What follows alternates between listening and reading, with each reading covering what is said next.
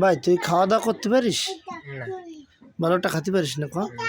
প্রিয় দর্শক, আমাদের মোট সারা পৃথিবীতে মনে হয় এমন ফ্যামিলি আর একটাও নেই, যেহেতু এই আমাদের সেই লিটন কাকার ফ্যামিলির কাছে আমি আইছি। তাদের ঘর বাড়ি জেনে আছে সব আপনাদের দেখাবো। এই আমাদের সেই লিটন কাকার ছেলে কিন্তু পুরো প্রতিবন্ধী, আর এ কিন্তু কথাবার্তা কোনো কিছু বলতে পারে না। আর আমাদের এই ভিডিওটা আমরা সম্পূর্ণভাবে দেখব। আমার এই যে যে লিটন কাকার মানে ওয়াইফ আছে, কাকি। কাকি, আপনি কি ঠিকভাবে হাঁটাচলা করতে পারেন? তা আপনি এই আপনার এই রকম হয়েছে কয় বছর ধরে? আপনার এই সমস্যা কত বছর, বিয়ের পরতেই? মেলাদিন তো এরকম সমস্যা। মেলাদিন? মেলাদিন তো। আপনাদের ফ্যামিলিতে মোট কয়জন লোক? 4 জন? 4-5 জন। আসলে আমার কাকি কিন্তু ভালো একটা কথাও বলতে পারে না, যেহেতু এর আগে তিনি সুস্থ ছিলেন।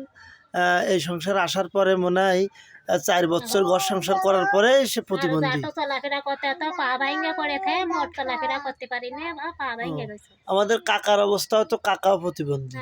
তাহলে আমাদের বাংলাদেশে মনে হয় যত ঘরই থাকুক এরম ঘর আর একটাও নেই।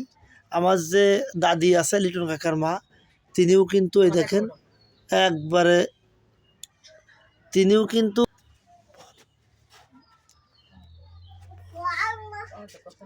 কাকে ভিডিও ফ্যামিলিতে এই যে এত কষ্ট, সারা আমাদের মতন এই পৃথিবীতে কেউ গরিব নেই, আমাদের মতন গরিব কেউ নেই। তাই ফ্যামিলি সব আমাদের এই অবস্থা, তা আমাদের কোনো কিছু কোনো কষ্ট কোনো কেউ দান করে না কিছু। ঠিক আছে, যাতে করে সে ব্যবস্থা করতেছে। যেমন দাদিও এখানে আছে, দাদিও কিন্তু সেরকম চলাচল করতে পারে না। এর ঘুরে বাড়িটা দেখাবো আমি।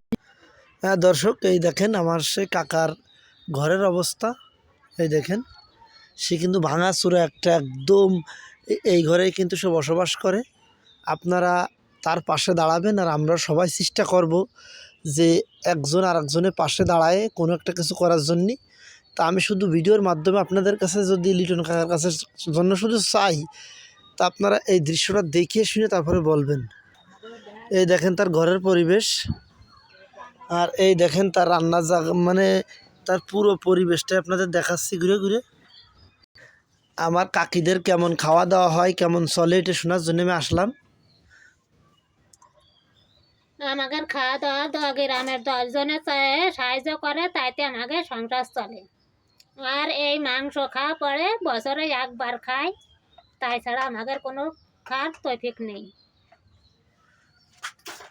শেষ আমার ভাইকে আর একটু দেখাই দিয়ে, দেখেন একটা ফ্যামিলিতে 4 জন মানুষ, 4 জনই কিন্তু প্রতিবন্ধী। একজন কোনো রকম গ্রামে থাকে, চলাচল করতে পারে।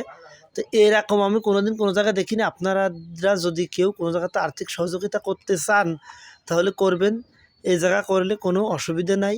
আর এটা সম্পূর্ণই আপনারা যে জায়গার থেকে দেবেন, আমি ভিডিওর পরবর্তীতে সেইগুলো দেওয়ার সময় ভিডিও করে আপনাদের দেখাবো। ভালো থাকেন, সুস্থ থাকেন। আমার গ্রামীণ মিডিয়ার পক্ষ থেকে আসসালামু আলাইকুম।